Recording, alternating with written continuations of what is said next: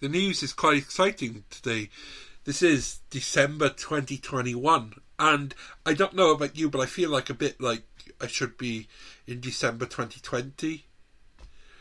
But, you know, the news is astonishing. All we're hearing about is Omicron. And I think I've said it right. Omicron and COVID-19 and Delta variant. We're going to be looking at some of the news stories affecting us of this month. And we're only 7 days in. I know, shocking, right? And we're also going to talk about Afghanistan. So this is a bit of a recap over the last couple of weeks and some other podcast episodes. And you're listening to Around the World Today, Series 4, Episode 11.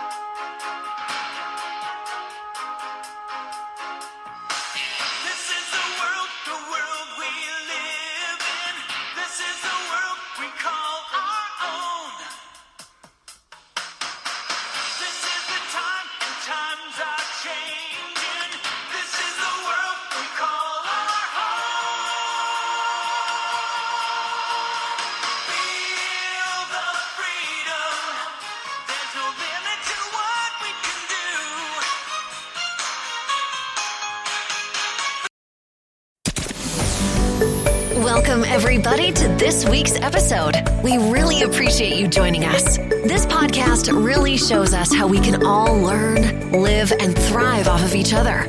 By sharing our knowledge through our conversations, we will impart some knowledge whilst learning ourselves how to progress even further. Here is your host. Hello. Welcome to Around the World Today, Series 4. Episode number 11, entitled It's December 2021. And are we all sick of the current news of sleaze, Christmas parties and Downing Street all coming into the news lately, and this minister did... But hey, if you are sick of it, so am I.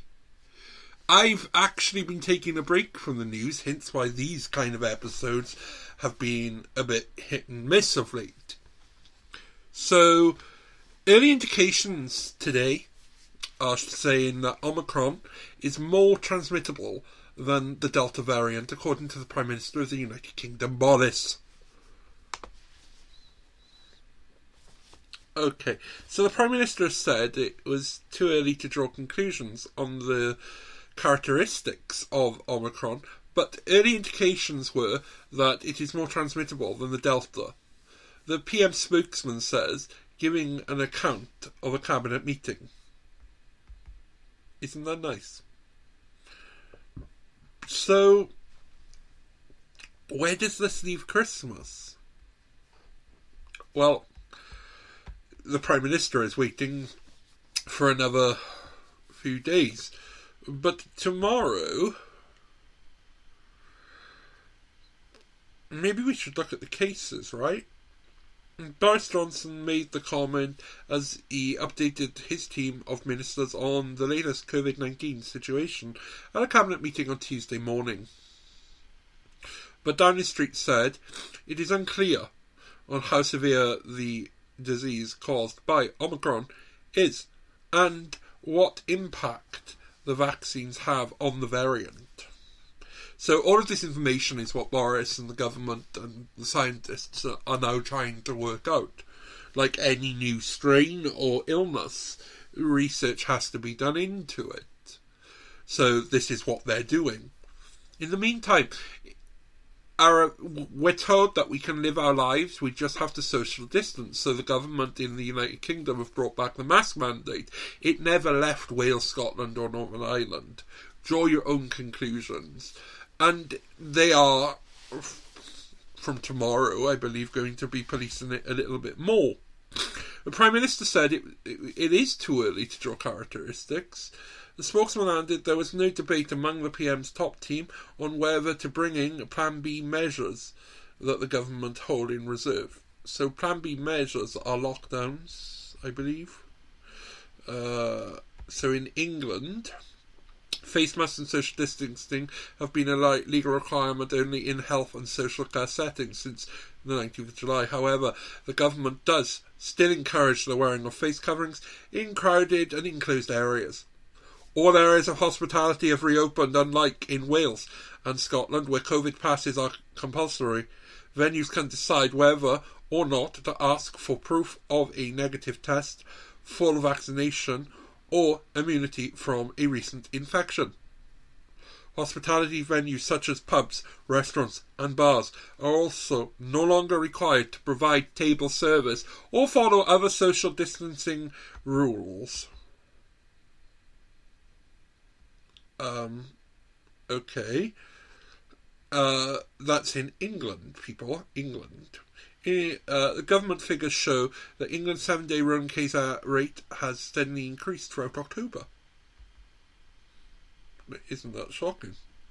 So this article that I'm reading now has come from the 21st of October. However, if we go back to the Boris statement, this is all coming on the back of today, basically. Another story was broken that a total of 11... Another story has broken in the news that the Prime Minister Boris Johnson intervened to evacuate animals for an animal charity that you may have heard of, a whistleblower has said, from Kabul during the Afghanistan evacuation. We talked about Afghanistan a couple of episodes ago.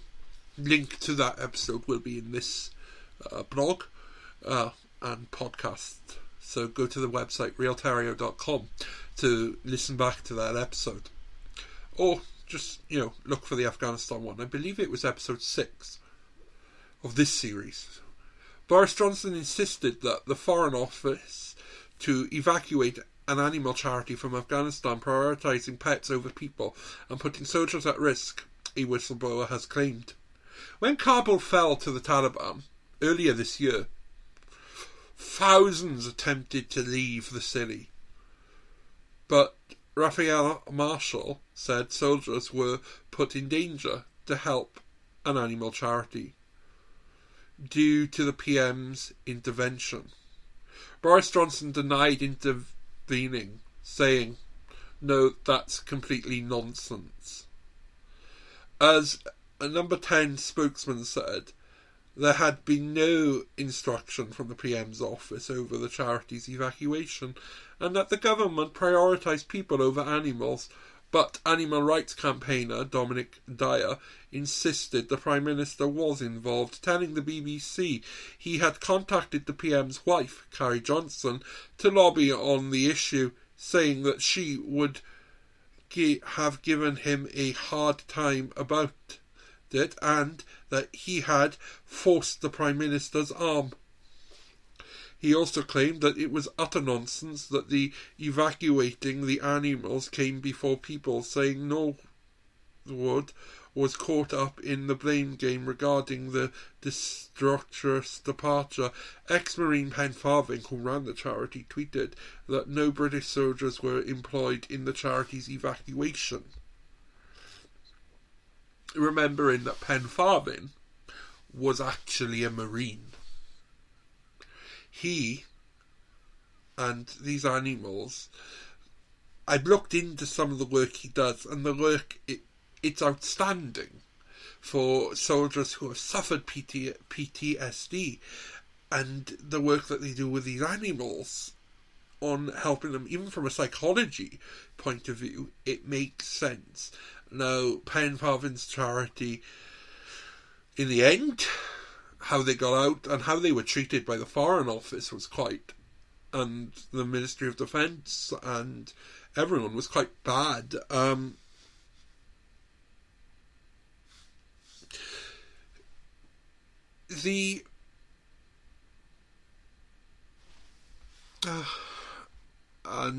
yeah, it was very bad.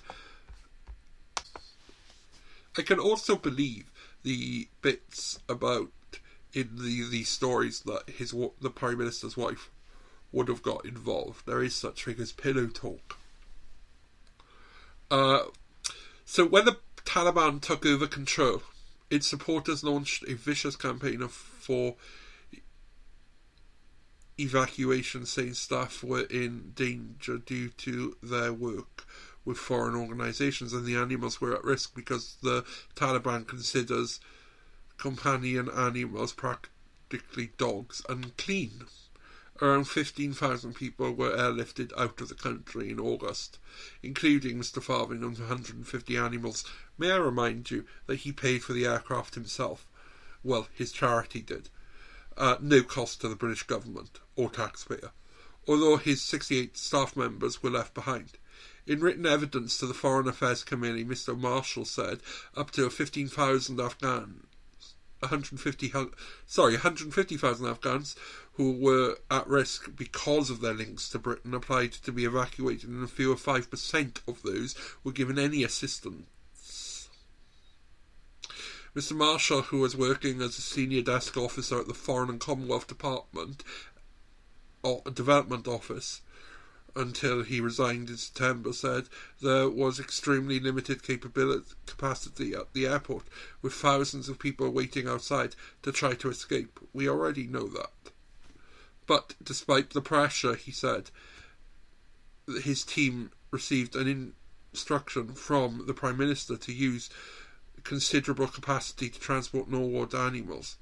The charity had chartered its own plane, but Mr. Marshall said the issue was a limited number of soldiers available to bring eligible people into the airport, adding that there was therefore no justification for considering that Norwood's staff were at significant risk.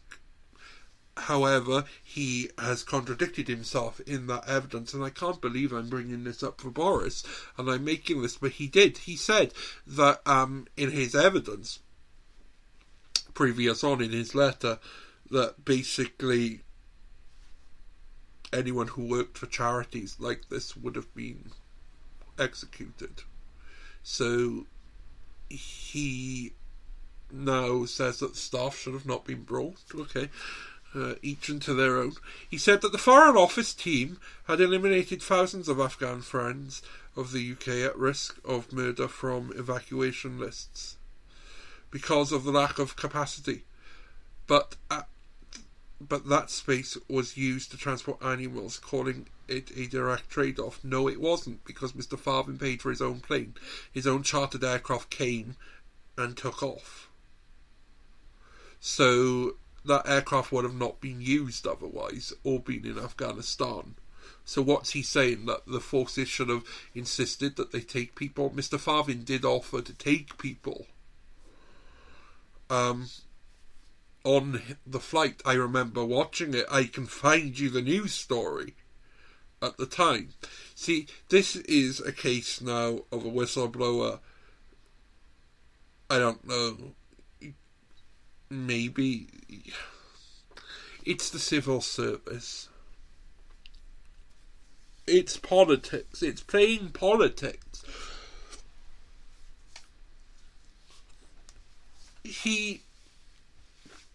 We all saw the signs of Afghanistan, even if it was too late, when Donald Trump mentioned it years before. We knew it was coming. There was a deal done and a date put on there. Everyone knew it was coming. I agree that there were risks taken, and this needs to be investigated. So, okay, and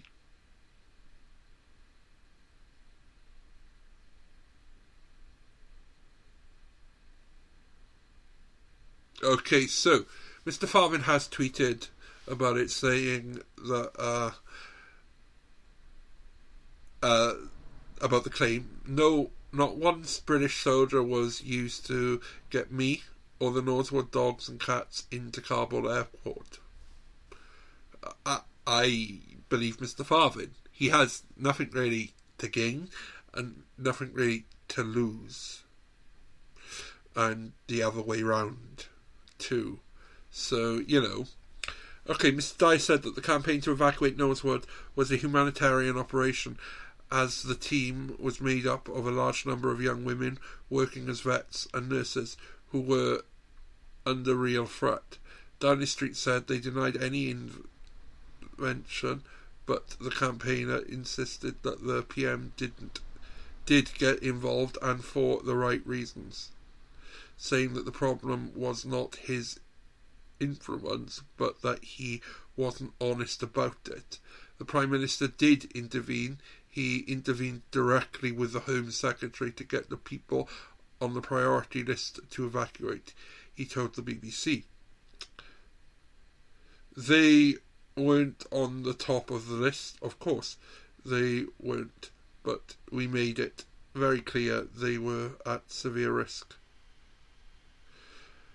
And he accepted the argument. Mr. Dyer also encroached Mr. Farman's remarks, but no British soldiers were used to escort the team or the animals, bar one soldier who let them in the gate. A Number 10 spokesman said government assistance for the charity was limited to giving clearance for Mr. Farthing's privately funded charter flight. He said that the claims Mrs. Johnson had assisted the charity were also untrue, adding that neither the PM nor Mrs. Johnson were involved. So there's a whole host of stuff today on the news. You saw Dominic Raab, who was Foreign Secretary at this time and who was in Greece on his summer holidays. What is a summer holiday? One hasn't been on one in such a long time. Jolly ho, pip pip. But when the country's going to hell in a handbasket and basically, a mass evacuation event in a country where Britain has played a significant role in the determination of its future, the Foreign Secretary, the one responsible for foreign relations, is not conducting a foreign visit to Greece, but a private holiday. And I believe the Prime Minister was in Marbella, in Spain. So, yeah, interesting, right? Oh, and the guy who was Foreign Secretary was also Deputy Prime Minister. Oh, First Lord of the... yeah. Isn't that, like...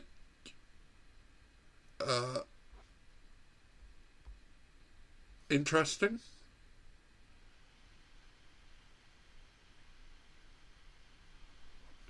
Here's another story today, right?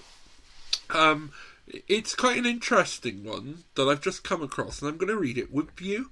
So, the heir to the Dutch throne, she's 18, and she keeps it normal, basically. She's refused to take the money she's due, so for a country whose national motto is to be normal, the heir to the throne, or the Dutch throne, is a pretty good fit. Princess Amelia turns 18 on Tuesday. Today, happy birthday, Your Royal Highness. She's on a gap year and has spoken credibly about her struggles with mental health, and says that she won't claim her income until she becomes a fully working royal. Amelia loves singing, tiaras, and musicals, and apparently mixes a poignant cocktail. So, what else do we know about the future Queen of the Netherlands? And could her coming of age herald a new era? Yes, she will be the next queen, because they have a king right now, and he has two daughters, not little girls anymore. They were little. And so the funny thing is, the King of Spain, the heir to the throne of Spain is going to be a girl. And, yes, they're going to have females, where at the moment they have males, and Britain is going to have a male, where we've got a female, so it's going to be an interesting change.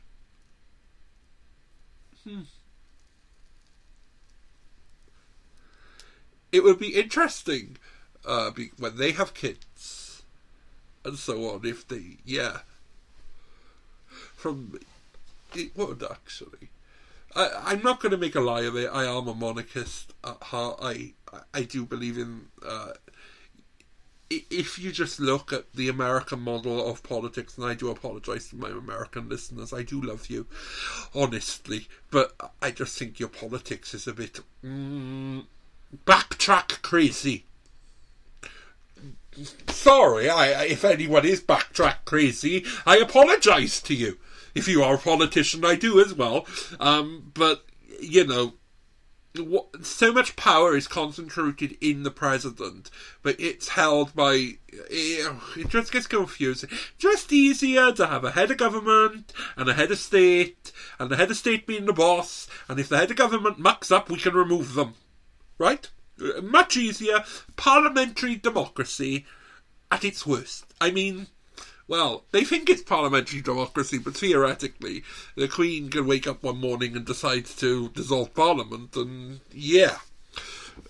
And everything else, like the institutions, is on the Crown side, because she happens to be the Crown. Just look at the proroguing of Parliament. So we're not really a constitution, a parliamentary democracy, when the government of the day can advise the Queen to prorogue Parliament. However, that does work, that in a situation when the government and Parliament are acting against the people, the Queen can act, or the monarch may act. So there's the fail-safe there. Now in America, what we saw on January 6th of this year now, going back, it was quite astonishing. That could never theoretically happen in the United Kingdom or any of the Commonwealth realms where there is a monarch. The same in Spain, because the monarch is also head of the armed forces. It's the state. So, and in other royal countries or monarchies, this is the way. So sometimes it allows... Now, constitutionally, there should be a constitution in place. In the UK, constitution is founded by our history, basically. And, yeah, I get this, and it works. Now, in other countries, you can have different kinds of monarchy, such as absolute monarchy, where, like my micronation, go back and listen to that episode, and there's part 3 of that coming soon. So like my micronation, an absolute monarch can rule with fist, and this happens in the Middle East. And, you know, this is, to me, an outdated form of monarchy. There should be a constitutional position where all parties know where they stand. Don't get me wrong, I think there's a shake-up coming when a new monarch comes, but that happens. In Japan... it's constitutional.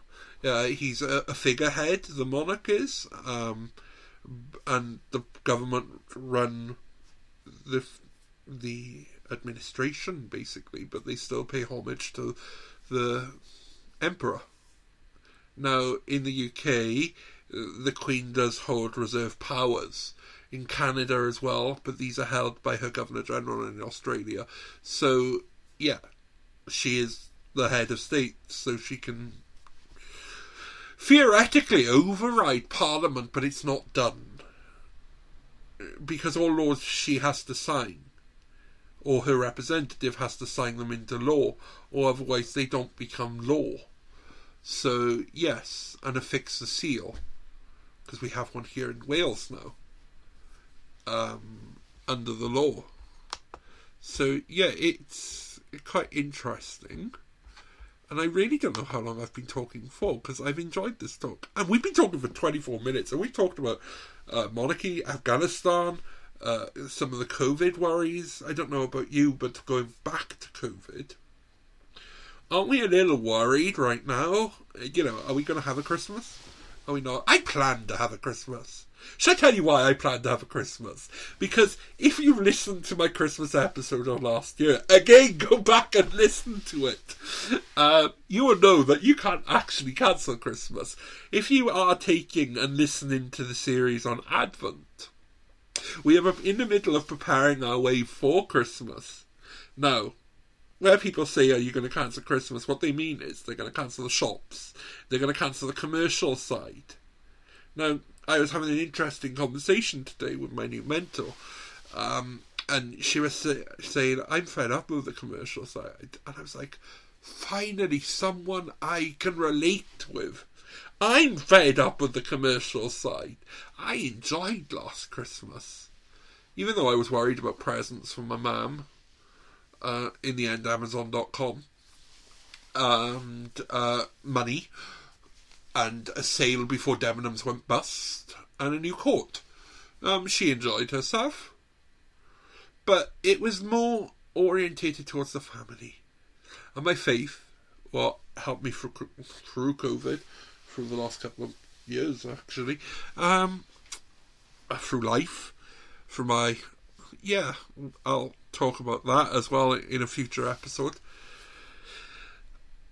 So, to sum up, I really can't remember where we are. We're in Swansea, Terry. You know, I know it's been one of those days. I went to bed last night. I woke up, and then basically a couple of times I woke up early. I needed the loo. It was freezing because right now we're waiting for another storm in the UK, and I'm about to go out and carol sing at my old university's courtyard, in the middle of 80 mile per hour winds. So, Lord have mercy. That's all I'm going to say at that. And then I'm going to evening songs, so that should be fun. And then I'm going to come home, and then I'm going to do some work. And I'm probably going to record another podcast. So it's going to be a long night. And I've got some reading to do as well. And I've got some emails to answer. Only about 50. Yeah, about 50 emails on my Real Terrio email. So yeah, a busy time. So I can see relating everything back to like how messed up Afghanistan got. But they had time, and I want to know why the government, as a taxpayer, wasted their time. Why they put people at risk. Why they put people who have helped our soldiers. You know, translators. People who just give information, security information. People who prevented attacks on British soldiers. People who gave aid and comfort to our soldiers. To our servicemen and women. I want to know why the government didn't take this serious, considering the government of the United States announced it in January 2020. Yes, we've had a pandemic, but the Foreign Office has not. Have they?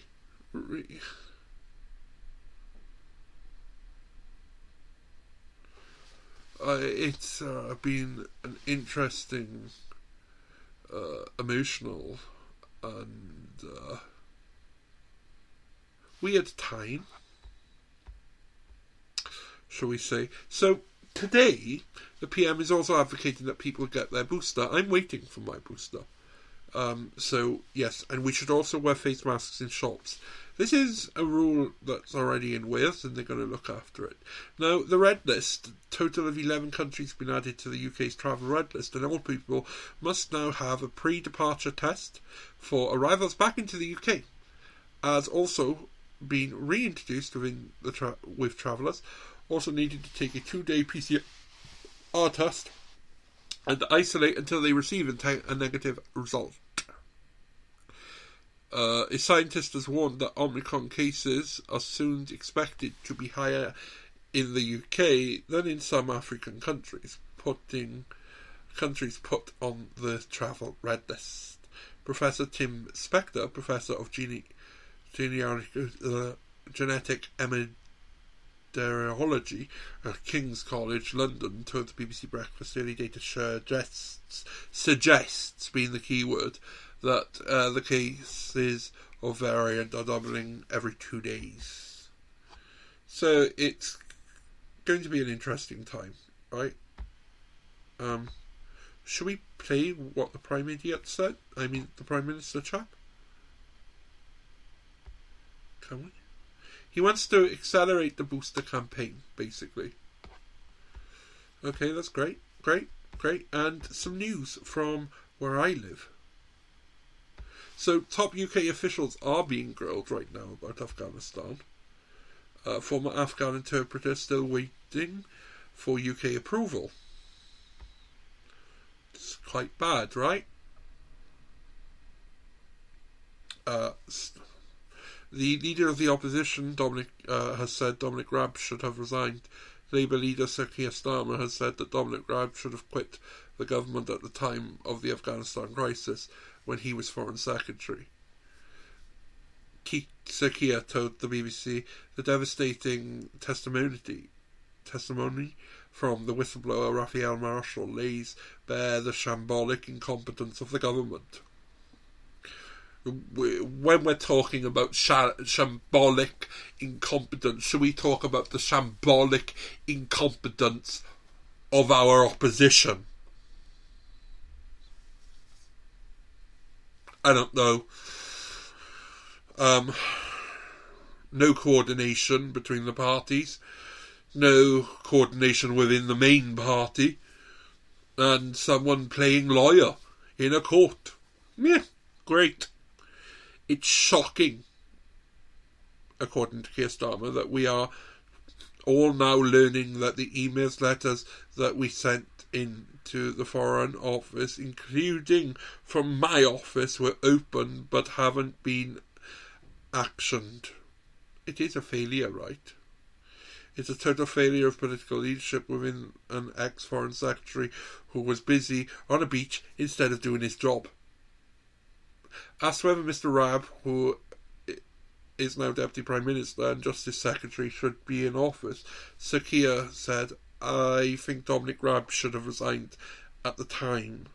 That would have been the decent and honourable thing to do. I agree. Don't you? It seems to be that it's gone. Where a minister would do the right thing and quit, or a politician, out of moral, I don't know, proper moral, they just stay today and take the money. But hey, when morals in this world seem to be declining fastly, it's quite bad, right? And I don't know what else that you can do besides hold your faith. Have faith. Do the small things. I believe that's what St. David said. And yes, do have faith. Do the small things. Help people. Be peaceful. Be hopeful. Be joyful. And, you know, it just gets me that this government in the United Kingdom fall from one disaster area to another disaster area to another disaster area, and there's no time for normality. But most of the time, it's because of their own doing. Or their own misdoing, I should say. What really does smack at the incompetence. But the opposition's no better in this country. So, I don't know what is there hope for it. Should we just let the Queen appoint? Or that would be better. But in the meantime, when the politicians are arguing with each other, everything else is getting a bit thing. So, floods and over 59,000 people without power in Ireland as Storm Barra brings in 80-mile-per-hour winds and a rain to the UK. Okay. So nearly 50,000 homes without power, UK flights and trains cancelled. Christmas events forced to close. Weather latest. UK records more than 100 new Omicron cases in the past 24 hours. Drug effective against all Omicron mutations, parents told to look for 4 different symptoms of the new variant. Don't take the lateral flow test in a cold. Advise. Huh? Okay. And Warnings about murdered 6-year-old Arthur ignored grandfather says, I do agree.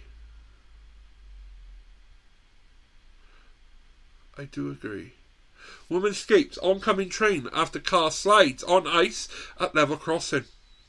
Fox is likely to be behind a Croydon cat killer. Modification say studies. Reporter battles wind and snow live on the air. Boris Johnson's quirky photo ops. This is a video and I want to watch that. So yeah, they are the headlines right now. And the time right now is 3:08 in the UK. And this is Around the World Today. The date is the 7th of December. And you're listening to It's December 2021. And I will see you soon. Probably. Maybe. Definitely. I'm going to also play you the theme song of this, the original one. You may have noticed that I played it at the beginning of this episode. And basically, it is our original theme song. But first is this.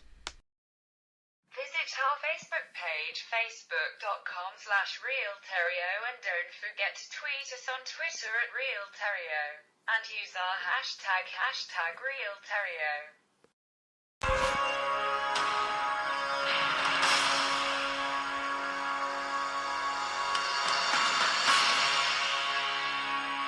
Making the world a smaller place with the internet is RealTerrio Radio.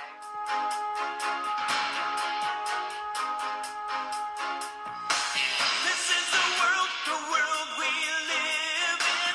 This is the world we call our own. This is the time, and times are changing. This is the world we call our home. Feel the freedom. There's no limit to what we can do. Feel the freedom to fly.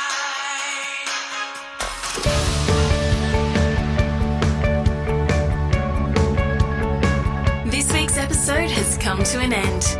But the fun doesn't have to stop here. If you have any questions, suggestions, or feedback, head over right now to Twitter and Facebook and like, share, and get involved. Join us next time.